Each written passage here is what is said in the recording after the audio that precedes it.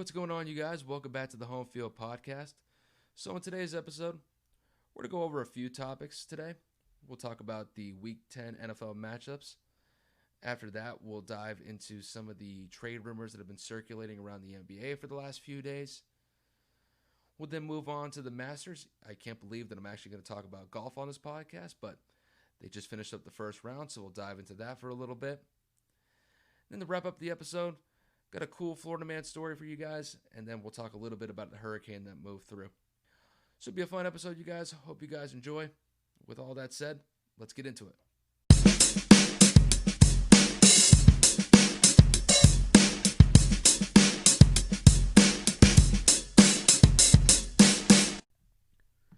All right, so let's hop into these Week 10 NFL games real quick. So the first game that we have on deck is going to be the Texans versus the Browns.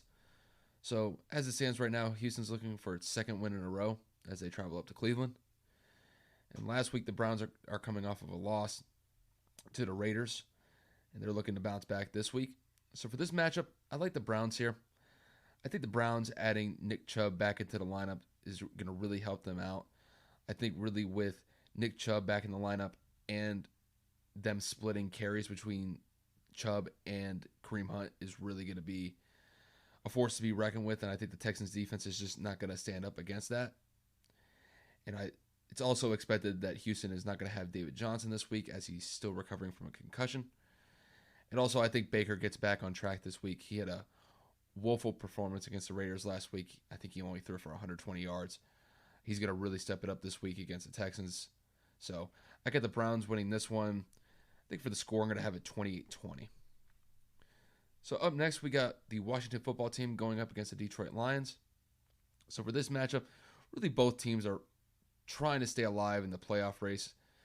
Really, despite the odds being against them, though, Washington is losing ground in the NFC East NFC East playoff race, and the Lions are really looking on the outside in at this point. But for me personally, this is kind of a tough pick because they're kind of in a similar situation. But I'm going to go with Washington here. I'm only picking Washington simply because I want to see Alex Smith get his first win as a starter since that horrific leg injury that he suffered about 2 years ago. So for me, it would just be a feel-good story if Washington gets this win. And I think in this game, I think they get it by the score of 21-17. I think it'll be a close game, but I think Washington gets the win. So up next, we got the Buccaneers versus the Panthers. This is going to be an interesting divisional game for sure. The Panthers are coming off of a really close loss to Kansas City last week, and the Bucs are coming off their worst loss of the season. It's really a game I'm still having nightmares to this day because I went to that game. But in this matchup, I like the Bucs here. I think Brady bounces back in a big way this week.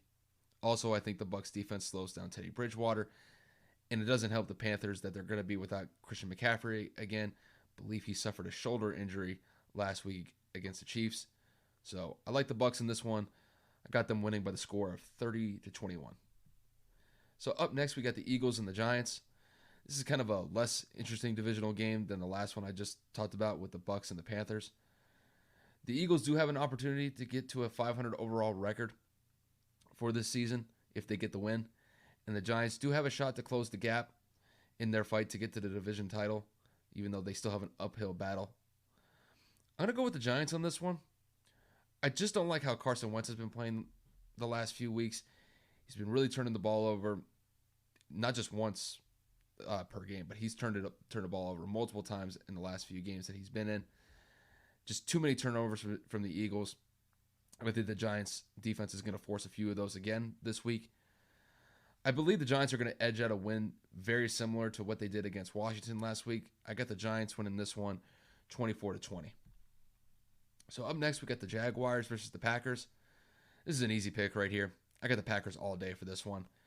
I think Aaron Rodgers has another big day against Jacksonville. Wouldn't surprise me if he connects with Devontae Adams for a touchdown or two. And to be honest, I'd be surprised if Jacksonville scores more than 17 points this game. I got the Packers winning this one 30-14. So up next, we got the Bills and the Cardinals. To me, this is a really good game here between these two. The Bills are looking to improve to 8-2 on the year, and the Cardinals are looking to keep pace in the NFC West with the Seahawks at this point. I'm kind of torn on this one because I think both teams have a real good shot to win this one, but I like the Cardinals here. I think Josh Allen is going to perform well, but I think Kyler and the crew get the edge here just because I don't think that the Bills defense is going to hold up against that offense. I think Kyler and DeAndre Hopkins are going to pair up for a touchdown. I wouldn't be surprised if DeAndre Hopkins has a big day, even despite the fact he's probably going to be matched up against Tre'Davious White. But I just don't see the Cardinals defense giving up another 30-point performance to another AFC team in back-to-back weeks. So I got the Cardinals winning this one. I'm going to go with a score of 30-24. So up next, we got the Chargers versus the Dolphins. So this is definitely a good matchup of two rookie quarterbacks who could be potential stars in the league in the future. For the Chargers, they've had two heartbreaking losses the last two games. And as far as the Dolphins go, they're kind of a team. They're a team on the rise right now. Right now, they're 5-3. They had a good win against the Cardinals last week, so they're definitely on the rise here. In this matchup, I like the Dolphins here. I think the Dolphins' offense has looked great, especially against the Cardinals last week. And the defense has really stepped up and made some big, crucial plays, not just last week, but 2 weeks ago against the Rams as well. And I think that continues here. So I got the Dolphins winning this one 27-21. So up next, we got the Broncos versus the Raiders. So for this game, this will be an interesting matchup because I think both teams are going to score a lot of points. It's just because both defenses do have a tendency to give up a lot of points. I think Drew Lock is going to play well in spurts this game. But I just think overall, I think Derek Carr is going to have a better performance. And not only that, I think Derek Carr has had kind of an underrated year so far. Right now, he's thrown 16 touchdowns to only 2 interceptions. So he's done a really good job in getting points for his team, but not giving the ball up too much. So with that said, I like the Raiders here. They've won their last 2 games, and I think they make it a 3-game winning streak here. So I like the Raiders winning this one 28-21. So up next, we got the Seahawks versus the Rams. Now, for me personally, this is probably my favorite divisional matchup of the week. I think the Rams have a very good chance to put a lot of points up on the board against this atrocious defense that the Seahawks have. However, I do think Russell Wilson can match that against the Rams defense just based on the season that he's had so far. I think for the pick here, I'm going to go with the Rams. I could really make a pick for either or. I'm just going to go with Los Angeles here. I just think Seattle's putting too much weight on Russell's shoulders right now. And I think against the Rams, it's going to be too much pressure for him. I expect Aaron Donald to make his presence felt. Wouldn't surprise me if he gets a sack or two, gets some knockdowns on Russell Wilson as well. And I've also got a feeling that Jared Goff is going to have a big day against this Seahawks defense. He's probably going to throw 2 or 3 touchdowns. So I got the Rams winning this one in a shootout by the score of 35-31. So up next, we got the Bengals and the Steelers. So for this game, the Steelers are looking to improve to 9-0 to start the season. But the Bengals are a team that I think the Bengals are a team that can give the Steelers problems. Joe Burrow has been playing well the last few games that he's been in. And they did have an impressive win against the Titans before their bye week. With that said, though, I've got the Steelers winning this one. I just don't see the Steelers playing down to their competition 2 weeks in a row. They barely got a win in Dallas last week. I don't think it's a repeat performance in this one. I think they beat Cincy here 27-21. So we got the 49ers and the Saints up next. This is a fairly easy pick here. I've got the Saints winning big in this one. If the Saints play anywhere like they did, anywhere near they played last week against the Bucs, they should beat the brakes off the 49ers. At this point, I don't know what the 49ers offense can really do. They're going to be without Jimmy G, George Kittle, Deebo Samuel, Tevin Coleman, and Raheem Mostert, which is essentially their entire offense. This is way too much to overcome in this one. I've got the Saints winning big here, 31-14. So for the Sunday night matchup, we've got the Ravens versus the Patriots. So for the Ravens, they're coming off of a solid win to the Colts last week. And the Patriots beat the Jets last week in a walk-off field goal. So pretty much every game that the Patriots play for the rest of the season is a must-win for them. And I think going up against the Ravens, it's going to be quite a challenge for them. Now, Lamar has been shaky the last few weeks. I think in this game, though, I think they're going to focus on running the ball. New England's defense has been shaky against the run this year. I think for the pick, I like the Ravens here just because I think their defense on top of their offense will be able to slow down Cam and the Patriots offense. And it wouldn't surprise me if the Ravens defense forces a turnover or two. The Ravens offense gets close to 30, but I don't think they get to 30 in this one. I got the Ravens winning this one 28-24. And then for the last game of the week, this will be the Monday night game. We got the Vikings versus the Bears. So for this game, the Vikings just better get the ball to Dalvin Cook because he's been cooking the last 2 weeks. He's had almost 400 yards rushing. He's had 5 touchdowns on top of it in his last 2 games. He's been a man amongst boys as far as I'm concerned. If the Bears defense can't slow him down in any way, shape, or form, good luck because the Bears offense won't be able to keep pace with that. I think I've said this before. I'm going to say it again. The Bears offense just hurts to watch. And I think it's going to be more of the same this week. I don't expect Nick Foles to really get that offense going. And it wouldn't shock me if he doesn't play well, if we see a Mitchell Trubisky sighting for the Bears maybe sometime in the second half. So I've got the Vikings winning this one 24-17. And that'll wrap up the Week 10 picks for the NFL. So we got some good games here. Wouldn't surprise me if some of these picks go one way or the other, but it should definitely be a fun week in the NFL. So we'll move on to the NBA trade rumor part of the podcast. So, like I said in the intro, there's been a lot of talk in the NBA the last couple days with potential trades, potential moves in the draft that are upcoming in the next couple of weeks. So I'm just going to go down the list that I have here. I'm going to go down some players that have been getting some attention in the trade market and then talk about a few teams that are also in the trade market as well, possibly adding or looking to dump players as well. So the first player that we're going to start with is Russell Westbrook. So as it stands right now, Russell Westbrook wants to be out of Houston. And it's not really surprising to me. Russell wants to trade just because you can't have 2 ball-dominant starters on the same team in James Harden and Westbrook. I think for him, he's smart to leave Houston because I think not only do I think it's not smart having 2 ball-dominant players on the same team, I just don't think the Rockets are going to go in the right direction this year. I think they're going to trend downward for this season. However, I think Russell's going to be a tough player to move if you're the Rockets. Like I said, largely a ball-dominant player. He's not the most efficient player in the league, and his contract is massive. So whatever team really decides to push the button for him is going to have to accept those terms moving forward. Now, I've seen a potential trade for him to go to Charlotte. I've heard the Knicks could also make a move for him. There's even some rumors that he might go to Miami. I've even heard the Clippers. Maybe it's kind of really up in the air right now. I don't really know where he's going to end up, but it's not going to be in Houston.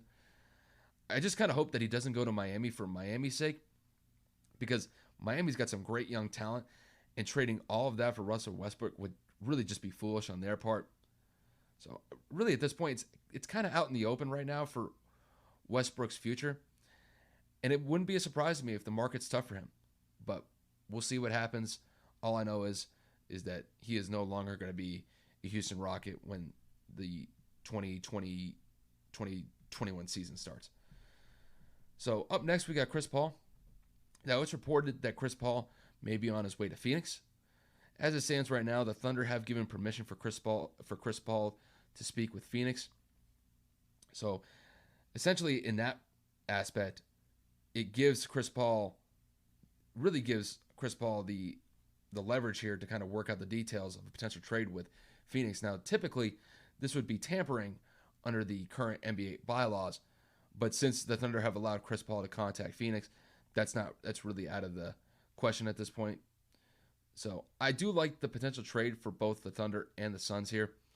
The Suns would definitely add some veteran leadership with Chris Paul, and then having Chris Paul and Devin Booker as your backcourt, that would be an impressive backcourt moving forward, even in the West.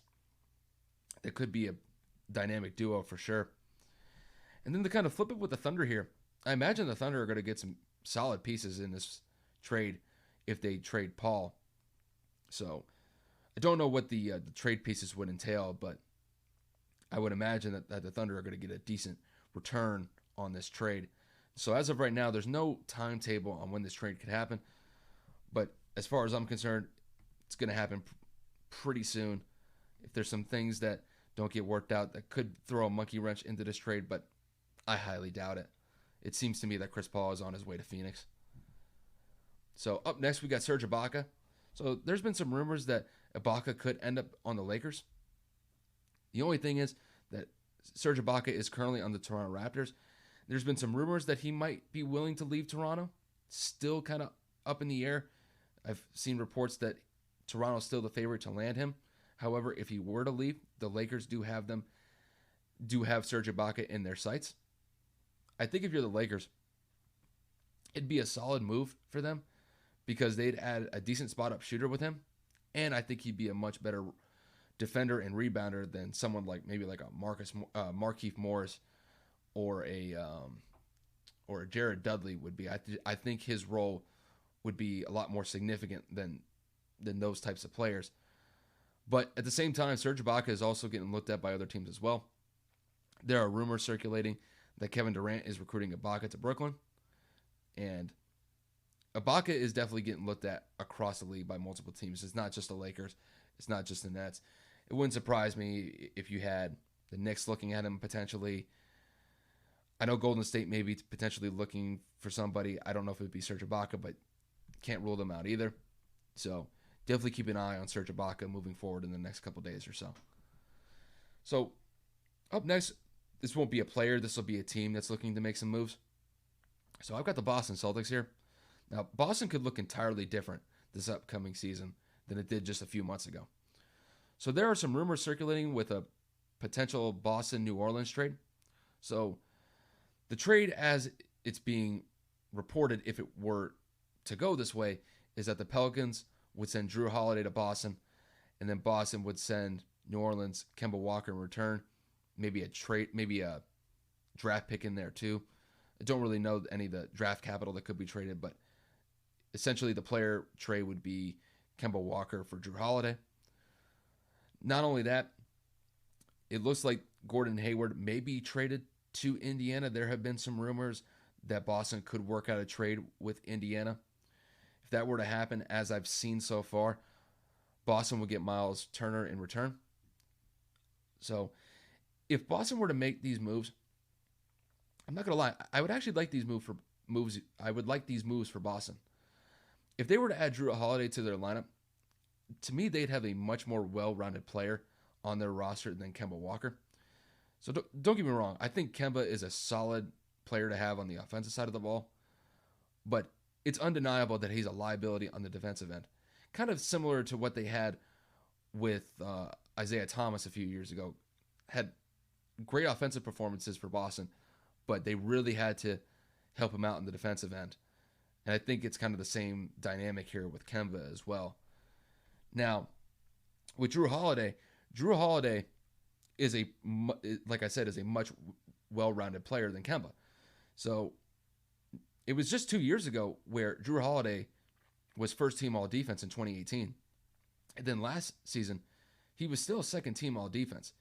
And he's averaging basically the same amount of points as Kemba. So Kemba averaged 20 points last season. Drew Holiday averaged 19 for the Pelicans. So if you're Boston, I think Boston, if that trade is open for them, I think they should make that trade. I think it'd be a great trade for them, and they definitely shore up some defensive aspects of the team with Holiday's presence. And then to turn to the Miles Turner speculation, if they were to pick up Miles Turner, they would have a legitimate big man with Turner. So Miles Turner is 6'11". Their tallest guy in the playoffs that they had this past summer was Daniel Tites. I'm probably screwing up his name, but I don't care. And he was only 6'8". So adding Turner would significantly help them with rebounding. And the way that I see it, he would be a major upgrade to Enes Kanter and Daniel Tites. So I think similar to that last trade scenario that Boston had with Drew Holiday and Kemba, I think Boston should make that move if they can.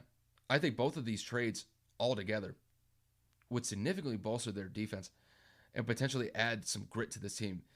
I'm really of the mindset that this Boston team, they have the potential to make a deep playoff run this year. It's just the one thing I think that's missing from this team is grit. And I think if you added some players like Drew Holiday and Miles Turner to the team, I think it adds some grit to that team, and I think it would really help them in the long run. Now, granted, they still got to deal with Brooklyn and Miami this season, so we'll see how things shake up in Boston. But if they were to add those pieces, I could definitely see them potentially being at least a top 4 seed. They could potentially be a top 3 seed going into the playoffs next year, but we'll kind of see how those things go. So up next for another team that I'm kind of keeping an eye on for trades, I got the Los Angeles Lakers here. So the Lakers are probably going to shake up their roster a little bit after winning the finals last year. So at this moment, it's reported that the Lakers could be looking at DeMar DeRozan. Now, DeMar DeRozan is currently on the San Antonio Spurs. From what I've seen, just on the reports of potential trade offers here, the current package would include Kyle Kuzma and Danny Green and maybe a draft pick to the Spurs in exchange for DeMar DeRozan. Now, on paper, I like this trade scenario for the Lakers. However, in practice, it could be tricky for them. So the thing is, DeMar would end up being the third option on the Lakers. And typically, the third option on most LeBron-led teams usually turn into a role player. So when LeBron was in Miami, Chris Bosh was their third option, and he was largely relegated to a role player when LeBron was in Miami for the 4 years that he was there. And then when LeBron went back to Cleveland for his second stint with the Cavs, Kevin Love was that third option, and the same thing happened to Kevin Love. He was relegated to essentially a role player. Now, if they were to trade Danny Green and Kyle Kuzma, they would lose some perimeter shooting, and they would pick up, I guess, some mid-range shooting just because DeMar DeRozan is one of the better, if not one of the best, mid-range jump shooters in the league. I think for the Lakers, is this trade worth it? Is it worth giving up Kyle Kuzma and Danny Green? I think in this trade scenario, I think it works out for them. I don't know how well it works out for them, but I think overall, I think they'll be okay if they end up making that trade. So it's going to be interesting to see whether or not the Lakers end up deciding to pull the trigger on that one. So we'll find out in the next couple of days whether or not these trades unfold or not. There's probably going to be some other pieces that end up moving. I think Golden State may be looking to pick up LaMarcus Aldridge. There's been some rumors circulating about Aldridge potentially going to Golden State. So it'll definitely be a busy couple of days, if not the next week or two in the NBA, with a lot of trades going on and potential free agency moves coming up in the NBA. So up next, we got the Masters. Now, typically I don't talk about golf a lot on this podcast, but the Masters are underway. They just finished up the first round, and it does seem kind of out of place to be talking about the Masters in November, since the Masters are typically played in April. But obviously COVID-19 had other ideas. And not only that, Augusta National had to deal with a tropical storm that moved just to the south of them. So other than some early morning rain at the course, it seemed like the course was spared of not getting too swamped by Tropical Storm Eta. And I looked at the weather for the next couple of days, and the weather looks great there. So as long as there aren't any positive COVID tests out of Augusta National, it seems like this weekend for the Masters is shaping up to be a good one. So we'll go down the top of the leaderboard as it stands right now. So Paul Casey is currently the leader at 7 under, so he shot a first round 65. After that, we got a three-way tie for second place. So Webb Simpson, Xander Schauffele, and Justin Thomas all shot 5 under par in their first round. And then after that, we have 7 players who all shot 4 under par in their first round.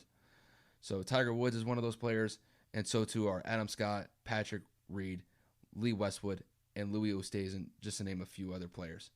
So just for full transparency, like I said, I'm not the biggest golf guy, and that's despite working at a golf course throughout most of my time in college. So I try to pay attention to the majors, but if I'm going to be honest, if Tiger isn't in contention for winning a major, I usually start to tune out of watching these majors. However, that's not the case right now because Tiger's off to a great start, and he's only 3 shots behind the leader. So I fully acknowledge I'm one of the most fair weather golf fans that you'll probably find because I only watch it for Tiger. But at this point, I really don't care. I'm pretty sure I'm not the only one who thinks the same way too. But like I said earlier, it should be a great weekend for golf in Augusta, and I'll try to pay the most attention that I can with the Masters this weekend.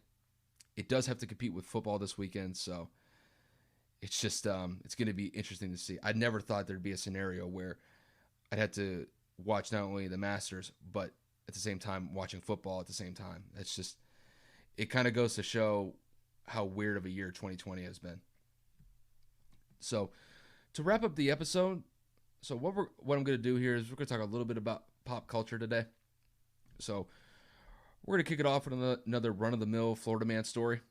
So this one is out of the Largo Clearwater area. So a Florida man was arrested after causing a scene at a Checkers drive-thru because his sandwich didn't have lettuce on it. So this guy's name was Henry Arce Caballero, and he was charged with disorderly conduct and resisting an officer without violence. So this happened a few days ago. So on November 4th, the Largo Police Department got a call from the Checkers on Almerton Road around 11:30 that night after employees and customers, they feared for their safety from Caballero. So it was reported that Caballero beat on the drive-thru window and was screaming at the Checkers employees over the lack of lettuce on his sandwich. So when the police arrived at the Checkers, they quickly apprehended him and took him into custody. And he was later released from the county jail after the lettuce-based meltdown. So the crazy part is, so I used to live probably 5 minutes away from this Checkers, and I actually used to drive past this whenever I was going to St. Pete College, whenever I had some classes or if I had some meetings to go to for my school.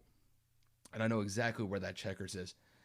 It's just, it's really weird. Like whenever I've done some of these Florida stories, like I think like two of them that I've covered have been within literally like a 5 to 10 minute distance from where I used to live.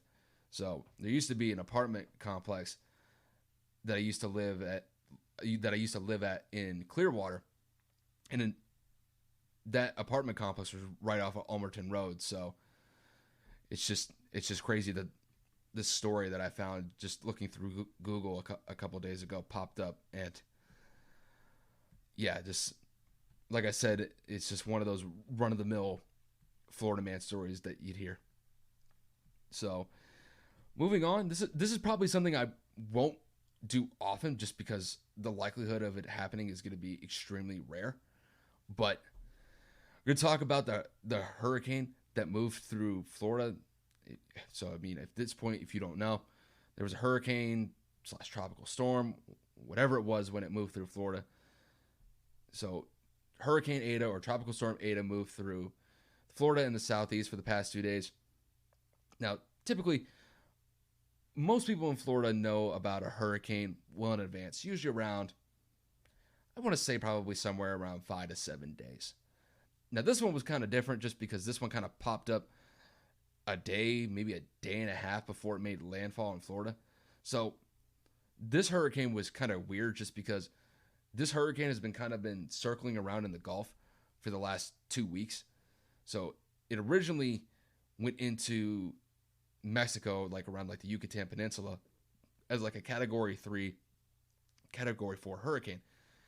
Then after it made landfall, it kind of was in like, I don't want to say like a holding pattern in the Gulf, but it was kind of just basically kind of like circling around on the southern part of the Gulf of Mexico and parts of the Caribbean. And at this point, it wasn't even really a hurricane anymore. It was more of just kind of like a low pressure system or maybe even a tropical depression. However, it kind of got back together and formed into a tropical storm and then a hurricane. So after that, it bounced off the coast of Cuba. Then it kind of was in between really the Keys and the southern tip of Florida. And then basically went along the coast of Florida. Now, a lot of the meteorologists that are in my area weren't expecting this hurricane to make a curve back into Florida, but their forecast didn't even predict it. But the hurricane ended up going back towards Florida, and then it made landfall. I think I think it made landfall around like Cedar Key. I think that was the official like city like where the eye wall made landfall in Florida. And I remember I was um, I was coming home from work, and I remember there's a radio station that I might turn on every now and then, and the radio station that I had on, they had one of the local meteorologists talking about this hurricane, and typically like when it comes to hurricanes that end up kind of like coming close to Tampa, it's very rare like Tampa ever really gets like a direct hit from a hurricane just based on like where it is geographically and a lot of how hurricanes usually go as far as their track goes from start to finish. So the only time that I heard from this meteorologist that hurricanes or tropical storms may impact Tampa directly is around like the later parts of October and early November, just because apparently, just historically, hurricanes tend to travel more travel more on an easterly track than like a northwesterly track that you typically see throughout the peak of hurricane season. So probably just has to do with certain weather patterns in certain parts of the jet stream, but just kind of a weird storm just kind of hung around in the Gulf for the last couple days, and then ended up making landfall in Florida. So for people that are not natives of Florida, like if a hurricane is coming towards Florida and it's not like a Category 3 storm or higher, we're not really sweating over it. Like Eta was only a Category 1 off the coast, and it probably made landfall as a tropical storm. Really, like the impact that this storm had is probably the same as like a bad thunderstorm would make during like the middle of summer. So, like to like kind of like wrap up like the hurricane thing. I mean, for anybody who was really stressing about this hurricane, I don't know what they were stressing about. Like this hurricane was pretty weak, and as far as I'm concerned, this is kind of like my official end to hurricane season in Florida. I'd be really surprised if anything else kind of comes around these parts as far as like a tropical cyclone into the Florida area goes. But like I said, I usually don't talk about weather as far as the podcast will go, but it was something of, I guess, significance for the Florida area, really for Florida, the last day or so. So with that said, I'm going to wrap up the episode here. I want to thank you guys for tuning into the episode. So just to kind of give you a rundown for next week, I was supposed to kind of do like a progress report for all the NFL teams. I'll probably end up doing that next week, just because I didn't have time to do it this week or even last week. Just kind of been busy with work, but I'll have more than enough time to knock that out next week. So we'll probably start with the AFC for the first episode, and then for the second episode we'll do the NFC again. Also, we'll probably get an update on a lot of these trade rumors that have been going on in the NBA. So we'll probably have some more definitive news when we get to the next episode for next week. So that'll definitely be something to focus on. And then probably recap the Masters. So that'll probably be on the first episode next week. And that'll definitely be interesting to talk about. So, like I said, you guys, I want to thank you guys for tuning in. And I appreciate you guys supporting the podcast wherever it may be, whether it's listening to it on Anchor, Spotify, Apple Music, wherever it may be, or on YouTube. If you've been watching the YouTube videos I've been putting up, I definitely appreciate it. So just wanted to say thanks, you guys, and take it easy.